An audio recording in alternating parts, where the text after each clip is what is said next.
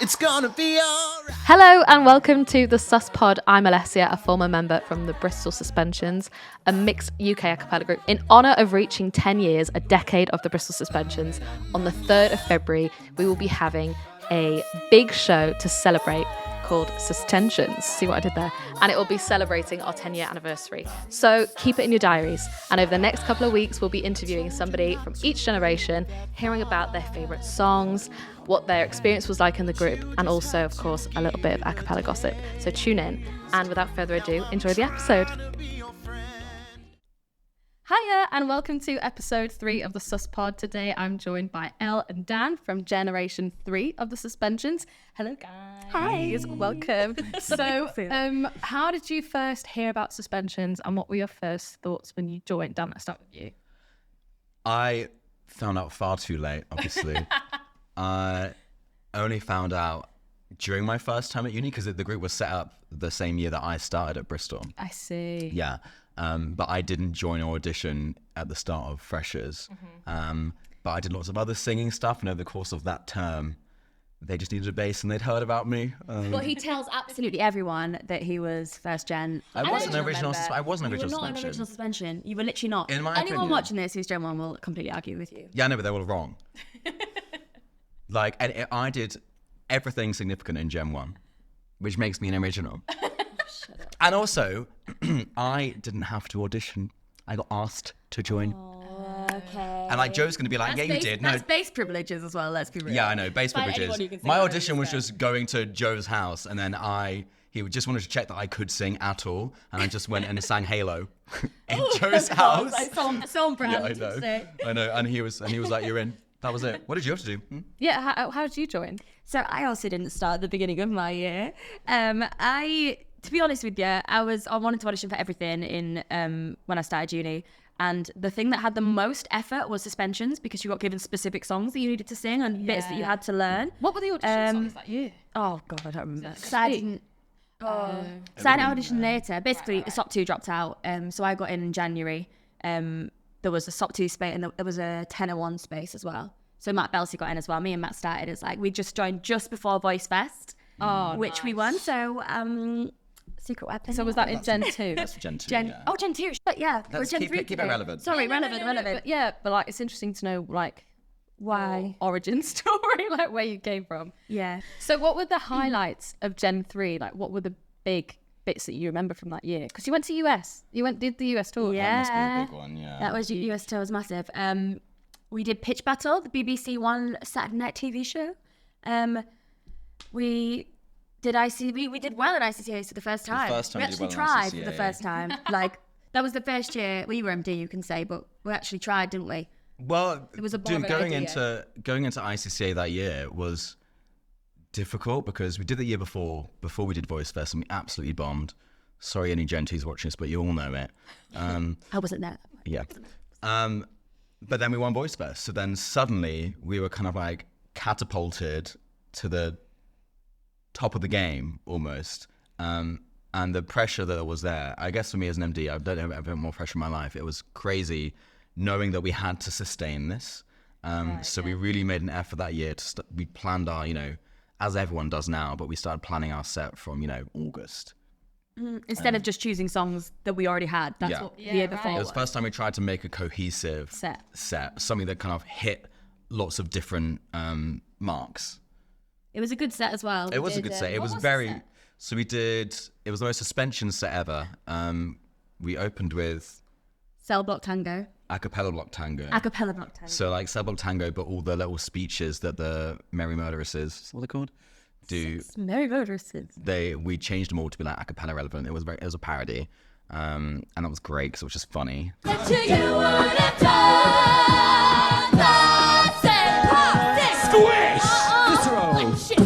Then Shout we out to did- Chris Georgie for that as well. Great He arrangement. did.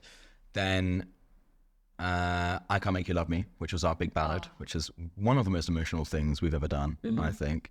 And I will give up this fight.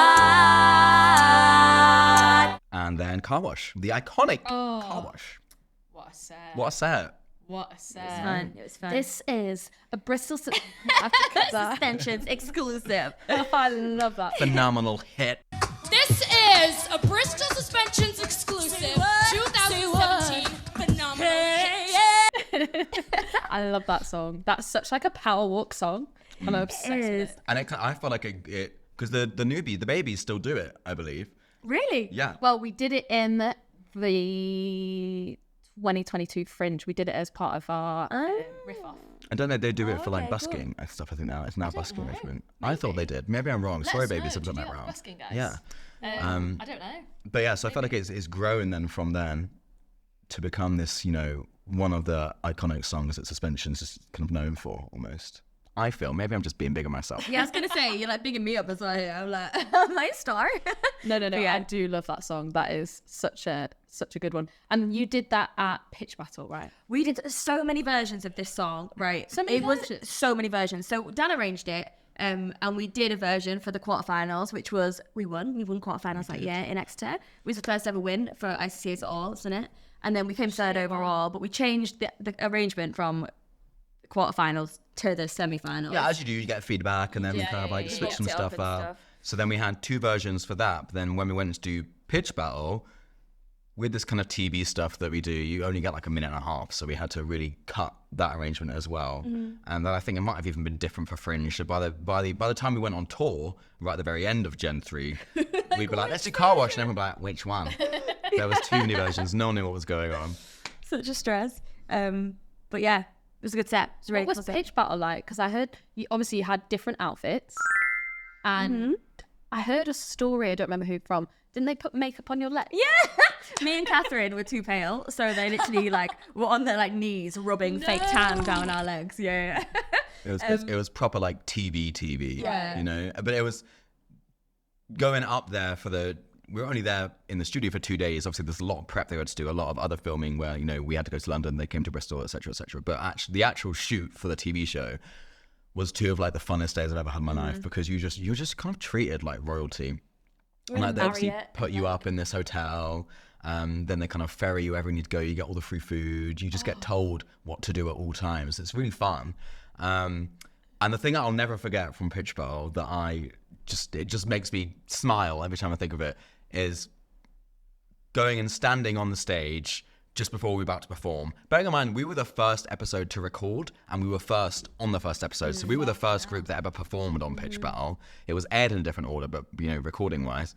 And then we stood there and we stood in our marks. And then before they said, action, the stage was flooded with about like 30, maybe 35, 40 makeup artists who and like 3 to each person just came up to you and they were all just like portable hair toms, like doing your last bit of curling, like you know what I mean, on like fully stage, sorting everything and like out. you have like 3 people just attending to you before you, Yeah. and I will just never forget it how they said like, right, makeup in, and just flooded like 3 times more makeup artists and like hair people than there were of us. Yeah. That I've never felt more famous. Cool. That's such a cool experience. Did you have to go to Salford Keys? Did you have to go to Manchester? Yeah, like Media City, It was and so they took us all up. I think for me, and probably for you as well, I had either finished my exams or didn't have any left, so I was done That was for what I the was year. gonna say. And so we were able to fully enjoy it and be in it, whereas there were still, Matt and Joe and the other people who did proper MC. degrees had exams like, the next day. So whilst we were there, I'd be like, hee hee hee, boo boo boo. They were there like in every like spare moment. Whereas all I was doing was like bottle flipping in the dressing room. I was literally about to say that. I don't know why it was so iconic, but I don't think it's it was iconic at the anymore. time when bottle flipping was a thing, right? Everyone was just flipping that bottle. And there was one that we got on camera, wasn't it? It was all the boys. Well, because the all girls the girls took hours to get ready, right? Literally, we had to get there like hours before the guys did. So they were all just waiting around. The guys all got the haircut for free as well. Oh, right, about that. No one told us we were going to get a haircut for free, so I thought, well, before I go, I'm about to go on TV, I better get my haircut. And so I went and paid for a haircut in Bristol before I went. Then I sat down in the chair for this guy to cut my hair when we were at Media City, and he just goes, "How's your haircut, mate?" And I was like, yeah, no one told me I was going to get a free one.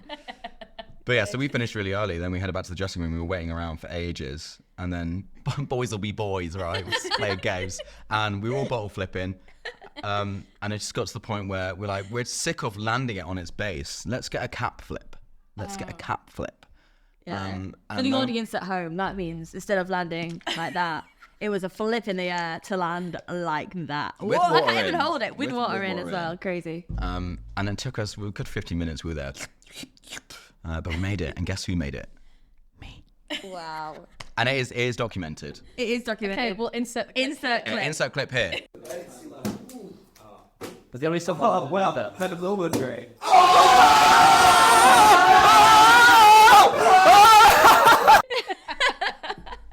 That'll be such bad quality as well. Like, it's gonna be so grainy. So like that sounds like a lot of really massive things like going on national TV for a really big, well, like the only a cappella show on the TV at the time. Didn't last very long, did it? No, One season. Oh wow. But yeah, it had some You did like it. it had some like okay judges as well. There was 4 some, million like, viewers for Pitch Battle, our episode. 4 million viewers. Seriously. Not bad. right. And what year was this again? 17. 2017, yeah. Yeah. But beef with Seal. Got to say, Seal was one of the judges. You had beef with Seal. I have beef. I have current beef. I've not had it out with him yet. If Seal, if you're listening, it's just not doing this. If you're listening, Seal. So yeah, it was during the cow wash. I had a nice little run. And he went, oh yeah, over the top of it. It was was my something like bit. that. Oh, was it your riff? Yeah. It's But when no, you go. I riff and you went. Do-do-do-do-do-do. Oh, it's And my little bass bit and your little solo bit. whoa. Yeah, both of us had a bit, and he just went. Well, Just honestly, he not liked that the bad. Did song. you sing with him? He sang no, he just sang over the top. On him. As a judge? Yeah. As a Over judge, there? over the top of us, and they clipped the little bit And that with him was like- going, oh. That was my shining moment, Seal. So annoying. But could you hear him doing that? not at the massive- time. Okay. It was just how they back, cut it was it. like, Seal. I was like watching the whole episode, be like, my bit's coming up, my bit's coming up. And then I was like Mike in Monsters Inc. I was like, yeah, literally. But yeah, it was a really cool experience. Like, so glad we got to do Yeah, it. sounds sick. And I don't think SusPOD have ever done anything like that since. Sounds like Gen 3 was a bit of an underdog year. Like, As you were so first. much happened. You were first. Yeah. Yeah, we were like dedicated as hell that year. There was a massive turnover from a lot of the original suspensions had left the year before. So I think there was about 6 of us left, wasn't there? Yeah, we lost 10 people. Yeah, so there was 10 new people. And we, before people signed up, we said that you have to be free every Saturday morning to busk for 2 hours. We did all that. I don't think anyone's suspension have done that so like strictly that Every weekend? Every weekend. It was like you have to do this as much as like a rehearsal was. And I mean, we raised enough money to go to US tour and do Fringe. And I think we paid hard, like we're students, you can't afford that much. Do you know what I mean? Yeah. But we paid definitely less than £500 for like 2.5 weeks in America and a week at Fringe. But yeah, we're like, it was just because everyone like dedicated their time to it like that. Did get me pen very sticks lucky. though, busking. Oh. Oh, you didn't? We've had some Definitely a horror stories highlight with of busking. highlight of Gen 3, Al getting her purse stolen. Yeah, to bring out, still better. We've had some busking horror stories in future episodes. Oh, okay. You'll hear some more busking horror stories. Yeah. Lovely. Not on ice. It's Worse than that. Broad Mead. Yeah. Rachel had an incident with a guy on a bike. That's coming soon. We'll be listening out for that. Yeah, keep listening for that. And another bag was stolen. We'll get to it later. But basically, for you guys here, we won't tell you now, but we won't tell you later. You have to watch the next episode. But it was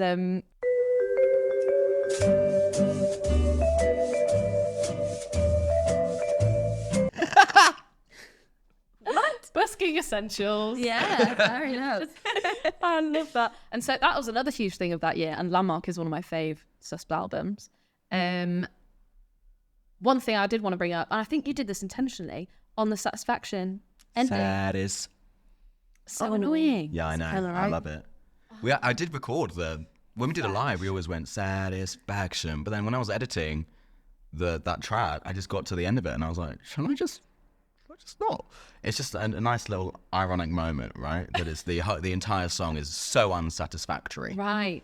I remember the group chat kicking off for that one as well. Because Like, I didn't people were like, tell "Don't anyone, anyone." until the album was out. Then we had a listening party and then we finished playing that song and it went Satis. And everyone went, Oh. and it never happened. Yeah. Oh, no. I went, next track. Once you've crossed the line, will you be satisfied?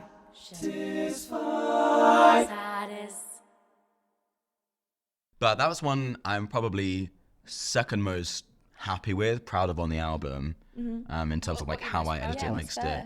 The best track on the album in terms of audio production, I believe, is Your Love Big Enough? Yeah, second that. Sounds sick. Which leads us quite nicely into US tour because you had that video. I'm obsessed with that song. Like, props to Charlie Walker. Sounds amazing. Amazing. Yeah, Johnny Tom Tanner arranged that one. Johnny had Tom Tanner. That was Johnny's first ever suspensions arrangement. Way to come in strong, right? Yeah, literally. So tell me The more about rest. US tour. Well, you organised it. I organised it, yes. Tour manager. Yes, I was, yeah. Obviously never done it before. You know what, it was actually from meeting a load of other a cappella groups at Fringe the year before, and loads of them have been on tour. So it was taking inspo from like Tectonics and Semitoned especially.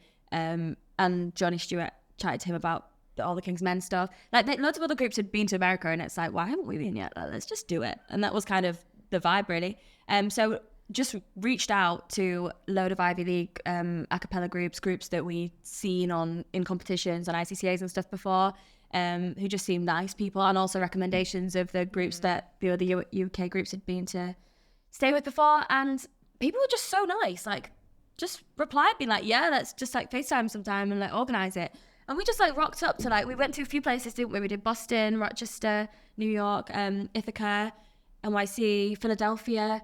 And yeah, just like staying on people's floors, staying in people's bedrooms, like different places we went, there'd be other people would hear, wouldn't they? And they'd be like, oh, the Brits, are you the Brits? You the Brits here? Yeah, we'd be like the celebs on campus. Yeah, and every place we went, they threw a massive party, or we'd have to go to like 2 parties in a row and then have like one hungover day of traveling and then arrive at the next place and they'd be like, drinks? And we're like, oh. It was super Yeah. fun. But also, a lot of us weren't legal to drink at that age because, I mean, I was 20 when we went, and obviously at this point in the UK, you've been drinking since you're a kid, you know what I mean? Not since you're a kid, but then we went to an actual frat party, an actual real Like frat from the party. movies. And please can we tell the real full story as well? Go for it. Mr. and Mrs. Regan, if you're listening, please zone out for this one. I've heard this one. Yeah. But Lottie single-handedly shut down an entire frat party. It had queues outside to get in. Like, it was an actual massive frat party. We got to go... queue jump. Yeah, we got queue jump because we were the Brits. Brits. And yeah, Lottie got caught throwing up in a bush. Which obviously, again, if you're like 17 in going out on a night out here, it's just normal. Right? But campus police caught her throwing up. It's not real police. It's just like some kids, probably like prefect. I'm imagining that kind of vibe. For caught her... Yeah, caught her throwing up in a bush, and they rang an ambulance for her. Again, like if anyone's just found a mate, we just give him a glass of water and send him on the way, get him an Uber, innit? But yeah, literally, like, caught him. Yeah, and they had to shut down the entire party because of it. Yeah, she got a It's massive like bill. 1,000 people probably at least. She got a massive bill home, didn't she, from the Well, ambulance? because obviously, like, getting an ambulance in the States is like $2,000 or something. Yeah. And it was like, she had insurance, so she didn't have to pay that much, obviously. Yeah. But still, isn't that jokes? Just for being a bit drunk. Yeah, madness. But it was so cool. It was exactly like the films, like low lights, like they had like beer pong and all the red cups, all that stuff. It was really cool. I spent the entire party speaking an American accent. And if you've seen any of our content from Gen 3, you know my American accent is not that good. Hi, I'm Dan, Aca Musical Director of the Bristol Suspensions, but I'm sure you knew that already. But I spent the entire party convincing everyone, and everyone believed me. And the only person who was like, "You're not from the States," was another British person that we met at the party. That's the only person who could tell. That's I know. pretty good. But all the Americans, no clue. Didn't have a But clue. you should have been leveraging that whole Brits thing. Should have been, but I just thought it was You fun. got you in already. Yeah, do you know what I mean? Yeah. So that was Rochester, wasn't it? Yeah. Yeah, Yellow Jackets. Shout out. They were great. Yeah. Well, we contacted them a couple of years later because we were supposed to go on tour, but then COVID hit. So this is the only year that's actually been on tour. We've tried other years, but it's just wasn't in the cards, sadly. But It yeah. was really cool. Like, such a cool experience. There's so many just like random stories. I've got so many with Yaz. Me and Yazzie had an experience on Oh my tour. gosh, say about in Philadelphia.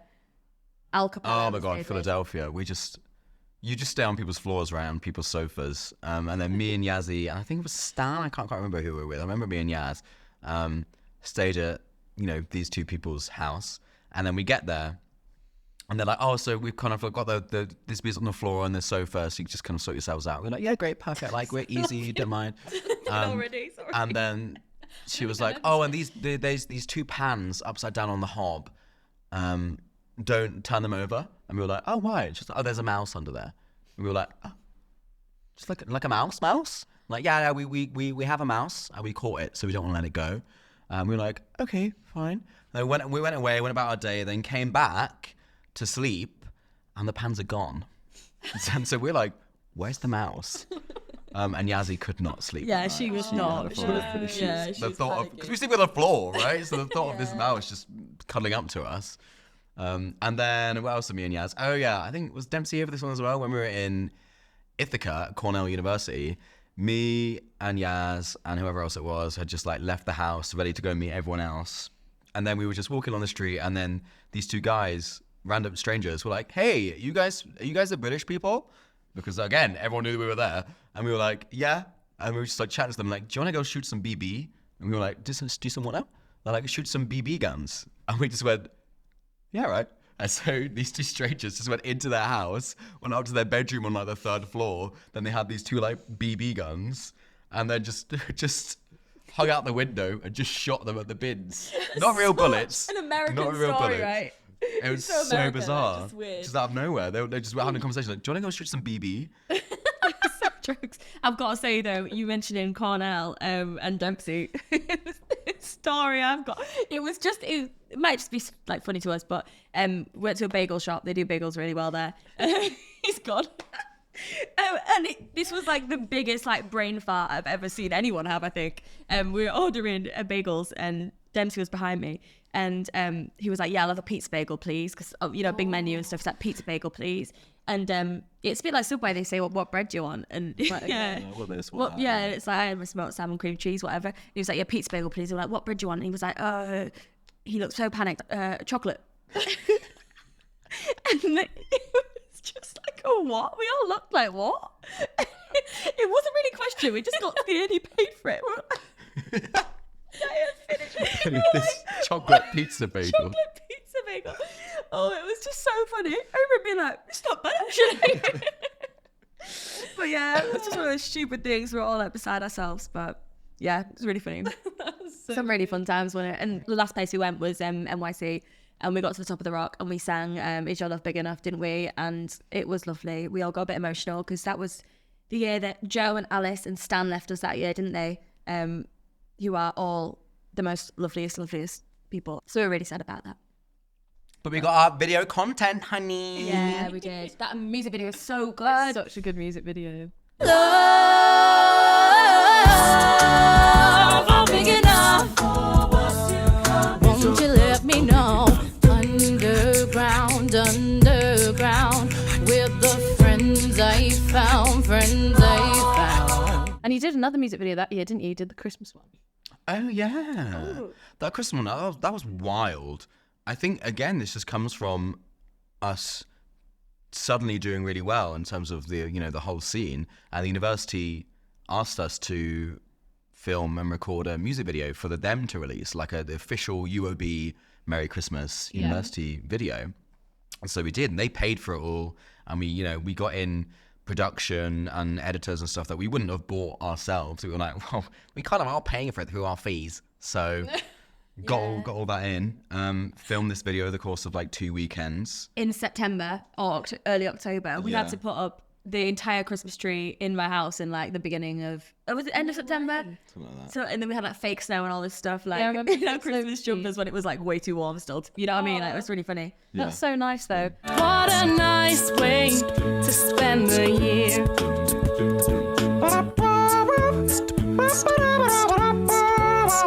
So what were your favourite songs from Gen 3? Quickfire. Is Your Love? It's gotta be. That's Car Wash, Oh gosh, it's so good. It's just iconic. It's too stressful. The amount of cracks, the amount of times I did it shit, like the amount of times I did it badly, it makes me, Actually, that's a good way to sell tickets. I was Come gonna see say, El crack. insert this crack, but I don't think we should do No. that. Now here's when El cracked. So, have you enjoyed that you just watched? It lives in my dreams. It's what spurs me to be a better person. What about, do you have a favourite Sus song of all time? No. All the gens. One of my favorite performances was from Maroon 5, the 5th anniversary show, when Gen 1 did Just Be, because it was so meaningful as well. And we just sung it like amazingly. It had been 4 years, 5 years, whatever, since we last sung it. And when we went for our first rehearsal and actually sang through, every single one of us just went, how does that sound better than it ever has? I think just because all of us were better singers. We would have had 4 more years practice singing since then we last did it, and it sounded amazing. So that's one of my favourite performances I've ever done. It was also dedicated just before, Joe said did a little speech just before that performance, didn't he? Dedicating it to Rowan's girlfriend, Ellie, who passed away on the day of our 5th year anniversary. And she was just one of our biggest super fans. Like, she would be at every single concert. So we found out the day of that concert that, she passed away. So that song was dedicated to her, wasn't it? Because Rowan couldn't be there. Obviously, he was up north with Eddie's family. But yeah, so I think that probably added more emotion to it. Yeah, it's super most meaningful thing I've ever sung, I think. Just be when you think of me every day. Oh, when you're tired of my voice. Oh, when you tell me you'll walk out that door. That's when I know that you stay.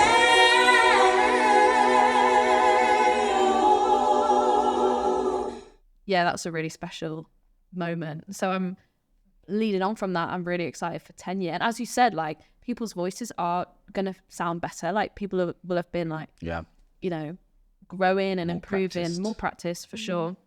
So I'm really excited for 10 years to see all of that. How are you feeling about 10 years?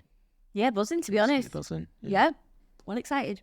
Yeah. I mean, it's twice as difficult putting this show together as was the last one. Yeah. Because we literally have twice the amount of groups performing, and so the logistics there are just absolutely crazy. Yeah. But it'll get pulled out the bag, it's going to work, and it's going to be good. It's going to be great. I'm excited. Get your tickets. Yeah. And then finally, to close this episode, you guys are really good friends. So when did you first meet and become friends? When you first started? When I first started, Dan was MD of another a cappella group the year before he was MD of Suspensions. So I was in that group genuinely because it was an easier audition. That's why I went for that one. So yeah, I got in that one. And then, you're the reason I'm in Suspensions. Was in Suspensions, let's be real. Yup. So what's the secret to such a long friendship? Because for those of you at home, you guys still live together. You just moved house today. Yeah. You're in the process of moving house. We're So how long have you lived together? Oh, we did 3rd year uni, didn't we? Your 4th year, my 3rd year. So that was 2017. Then we did just before COVID. Yeah, 2017 to now with a year break here or there because of COVID, etc., etc. But this is our first time from today we're Just living us. just us two. There's no buffer. There's no one to break us up when we're getting all fiery at each other. It's just going to be... It's been this week has tested us. really We've been so self-aware about it as well. The other day we're like, today's not a good day for us, is it? Like, no, it's really not. But what's the secret to a long-lasting friendship from SusPs to now? I think we're just lucky that our brains work in the exact same way. Like They don't. I think we just know exactly how... maybe that's what I mean. Yeah, we don't have to. There's no beating around the bush when it comes to us two. Yeah. And we're both very aware people, so we always know if one of us is a bit naggy, a bit niggly, but And sometimes you want to press the buttons. And sometimes you don't. You've got to pick and choose. yeah. I like to press them. But whenever one of us is stressed, we don't need to say because we pick up on it easily, and so it's just like a mutual understanding, I guess, of each other's brain. Mm-hmm. So I think that we're almost lucky in that regard that we have that. But Yeah. But if you think about it as well, our uni experience is extremely similar in the way that we both joined Suspensions alongside doing our music degrees. You were a year below me, but I then joined your year when I did a year extra. And so we were in the same modules for a lot of the time, and all the same performances we did, all the same everything. So we really have been together for 8 years. Yeah. Yeah. My mum called Dan my life partner the other day, and that was quite emotional. But yeah, because you joined Suspensions, then did the performance director route, then did and tour director and Fringe. tour. Yeah, which is what I did my second year. And then you did the same thing. I did performance director tour, and then MD, then I did MD. But yeah, so we've always been on committee together, haven't we, and stuff. Well, amazing. It's been lovely to catch up and see you thank both. That was our 3rd episode of the SusPOD. I hope you enjoyed it. And we'll catch you next week for episode 4. And get your tickets for 10 Year now on the 3rd of Feb.